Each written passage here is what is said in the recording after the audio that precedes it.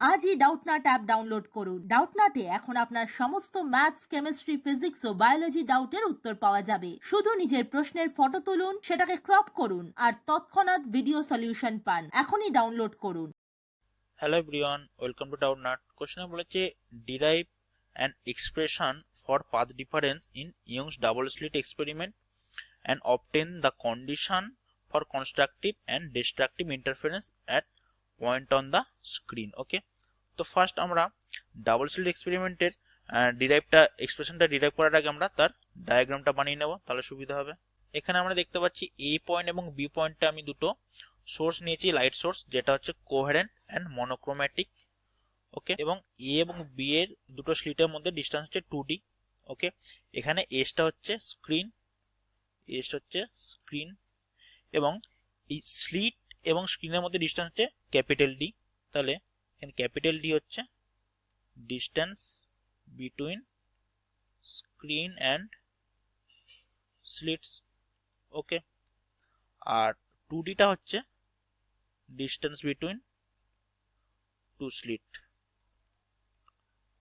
ওকে, তাহলে A B থেকে আমরা দেখতে পাচ্ছি এখানে এ এবং বি পয়েন্ট থেকে মনে করলাম দুটো ওয়েভ যেটা সেম ফেজে ছিল এবং তারা প্রোপাগেট করার পর সি পয়েন্টে মিট করেছে।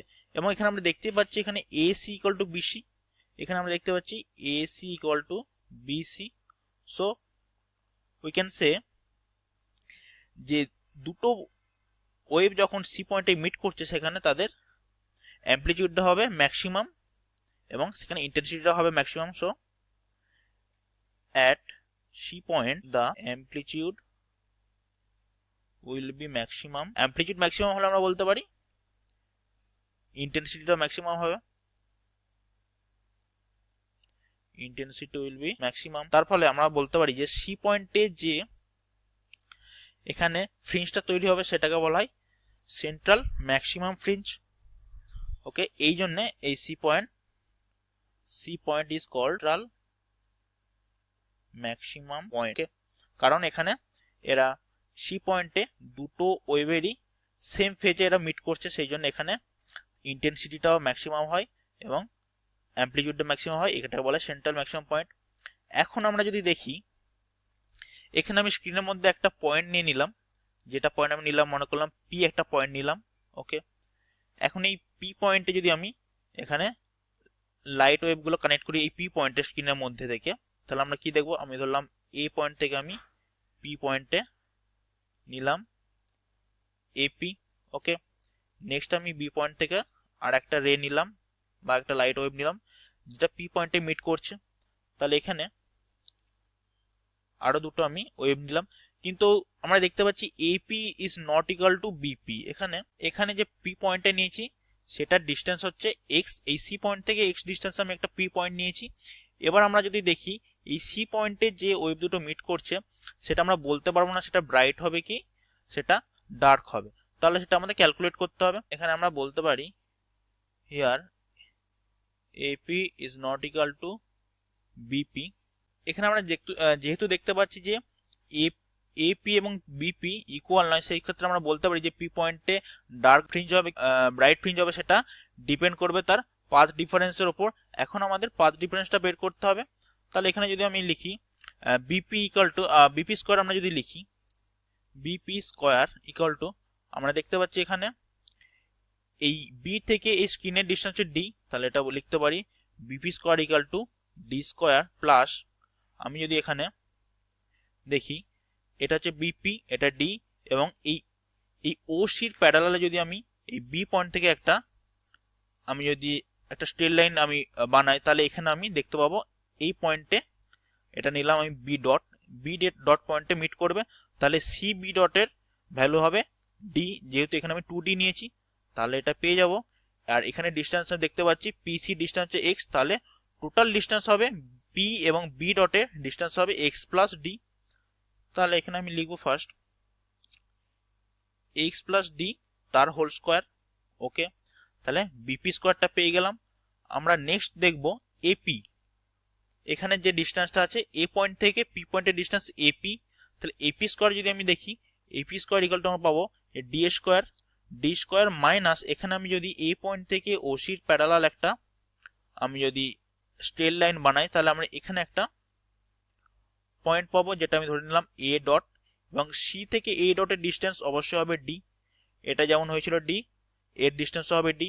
তাহলে এপি এর ক্ষেত্রে আমরা কি পাবো, এক্স হচ্ছে সি থেকে পি এর ডিস্টেন্স, তাহলে এক্স মাইনাস ডি তার হোল স্কোয়ার হবে, লিখতে পারি ডি স্কোয়ার হবে প্লাস এক্স মাইনাস ডি তার হোল স্কোয়ার হবে।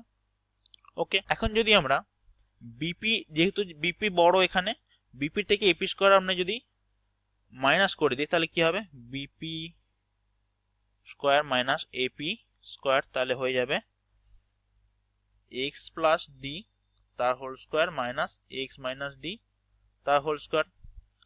তাহলে এটা আমরা পেয়ে যাব কত, এটা হয়ে যাবে 4xd। ওকে, এখন আমরা এটাকে লিখতে পারি, এটা হবে BP plus AP into BP minus AP, okay, equal to 4xd। এখন যদি আমরা আমাদের বের করতে হবে পাথ ডিফারেন্স, তাহলে বিপি মাইনাস এপিটা যদি রেখে আমি যদি এইভাবে লিখি 4xd minus BP plus AP. Okay, এখন এখানে আমরা যদি ধরে নিই এই ডি ডিস্টেন্সটা অনেকটা বেশি কম্পেয়ার টু 2d। ওকে, আমি যদি এখানে লিখি d is very very greater than 2d, then AP equal to BP equal to আমরা ডি ধরে নিতে পারি। ওকে, এটা আমরা ইকুইভ্যালেন্ট ধরে নিতে পারি, এটা ডি এর সাথে ইকুইভ্যালেন্ট। সো আমরা এখানে লিখতে পারি 4xd ইকুয়াল টু এইটা ডি এবং এইটা ডি, তাহলে 2d আমরা লিখতে পারি। তাহলে এটা হবে 2xd বাই ক্যাপিটাল ডি, যেটা হচ্ছে এই দুটো এই পি পয়েন্টে পাথ ডিফারেন্স, তাহলে এটাকে আমরা ডেল্টা হিসেবে লিখতে পারি। তাহলে এখানে আমরা একটা কন্ডিশন পেলাম, যেটা হচ্ছে পাথ ডিফারেন্স, এটা পেলাম, এটা হচ্ছে পাথ ডিফারেন্স। ওকে, তা path difference delta equal to পেলাম 2xd বাই ক্যাপিটাল ডি। ওকে, এখন আমাদের এখানে বের করতে বলেছে যে condition for constructive and destructive interference on the screen. তো আমরা তাহলে ফার্স্ট অ্যান্সার পেয়ে গেছি, যেটা পাথ ডিফারেন্স। তাহলে পাথ ডিফারেন্সটা কি হবে, পাথ ডিফারেন্সের এক্সপ্রেশনটা হবে delta equal to 2xd by, আমরা কনস্ট্রাকটিভ ইন্টারফারেন্সের ফর্মুলা কি জানি, যেখানে path difference delta equal to হয় delta equal to 2n lambda by 2, মানে হাফ ওয়েভলেন্থের ইভেন মাল্টিপল। আর এখানে আমরা পাথ ডিফারেন্সটা পেয়ে গেছি ডেল্টা, এটা হবে 2xn d by capital D. এখানে n ইকুয়াল টু আমরা নিতে পারি 0 1 2 3 আপ টু n।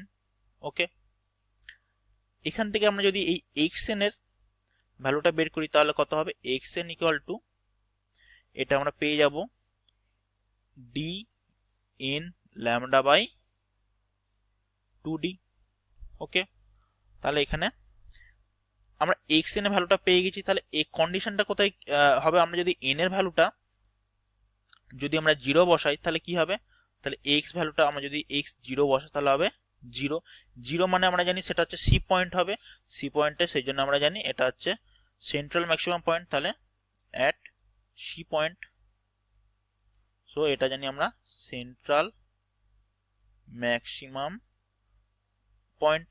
ওকে, তারপরে যদি আমরা n এর ভ্যালু 1 2 3 এইভাবে বসাতে থাকি তাহলে আমরা দেখতে পাবো এই সি পয়েন্টের বোথ সাইডে আমরা ব্রাইট ফ্রিঞ্জগুলো দেখতে পাবো, মানে কনস্ট্রাকটিভ ইন্টারফারেন্স হবে। যেহেতু আমরা দেখতে পাচ্ছি n এর ভ্যালুটা 0 বসাতে আমরা সি পয়েন্টে পেয়েছি, যেহেতু সিটা হচ্ছে সেন্ট্রাল ম্যাক্সিমাম পয়েন্ট, তাহলে এখানে আমরা লিখতে পারি n ইকুয়াল টু 1 2 3 এইভাবে বসালে আমরা কি পাবো, এটা পাবো ফার্স্ট, 1 এর জন্য ফার্স্ট পাবো, 2 এর জন্য সেকেন্ড পাবো, 3 এর জন্য থার্ড পাবো। এইভাবে আমরা ব্রাইট ফ্রিঞ্জগুলো পাবো in the both side of C point. Okay, এখানে ব্রাইট ফ্রিঞ্জ আমরা এখানে দেখতে পাচ্ছি কনস্ট্রাকটিভ ইন্টারফারেন্স, মানে অ্যামপ্লিটিউডটা অ্যাড হয়ে যায়, সেক্ষেত্রে আমরা যে ফ্রিঞ্জটা পাবো সেটা হচ্ছে ব্রাইট হয়, এটাকে বলা হয় ব্রাইট ফ্রিঞ্জ। ওকে, নেক্সট আমরা যদি ডিস্ট্রাকটিভ ইন্টারফারেন্স দেখি তাহলে আমরা কি দেখতে পাবো? আমরা ডিস্ট্রাকটিভ ইন্টারফারেন্সের ক্ষেত্রে পাথ ডিফারেন্সটা কি জানি? Path difference delta equal to আমরা জানি 2n plus 1 into lambda by 2, মানে হাফ ওয়েভলেন্থের অড মাল্টিপল। এখানে n ইকুয়াল টু 0 1 2 3 এভাবে 2n পর্যন্ত। তাহলে এটাকে আমরা লিখতে পারি 2n plus 1 into lambda by 2 equal to আমরা লিখতে পারি যেটা আমরা এখানে পাথ ডিফারেন্স পেয়েছি সেটা হচ্ছে 2xn D by capital D. তাহলে 2xn small d by capital D. তাহলে এখান থেকে যদি আমরা xn এর ভ্যালুটা বের করি, xn ইকুয়েশনটা বের করি, তাহলে হয়ে যাবে d by 2d into 2n plus 1 into lambda by 2। Okay, তাহলে আমরা এখানে আর একটা কন্ডিশন পেলাম যেটা হচ্ছে ডিস্ট্রাকটিভ ইন্টারফারেন্সের কন্ডিশন। ওকে, মানে x এর ভ্যালুগুলো যদি আমরা চেঞ্জ করি, n এর ভ্যালু 0 থেকে আমরা n পর্যন্ত চেঞ্জ করি, তাহলে আমরা সি পয়েন্টে বোথ সাইডে ব্রাইট ডার্ক ফ্রিঞ্জগুলো পাবো। এখানে দেখতে পাচ্ছি ডিস্ট্রাকটিভ ইন্টারফারেন্স মানে আমরা জানি ইন্টেন্সিটি i ইকুয়াল টু 0 হয়, এটাকে বলা হয় ডার্ক ফ্রিঞ্জ। ওকে, তাহলে আমরা যদি n ইকুয়াল টু 0 1 2 3 এভাবে বসে থাকি, তাহলে আমরা কি পাবো? উই গেট 0 এর জন্য আমরা পাবো ফার্স্ট, অ্যান্ড 1 এর জন্য পাবো সেকেন্ড, 2 এর জন্য পাবো থার্ড, অ্যান্ড 3 এর জন্য পাবো ফোর্থ। এইভাবে ডার্ক ফ্রিঞ্জ পেতে থাকবো আমরা, এইভাবে dark fringe in the both side of C point.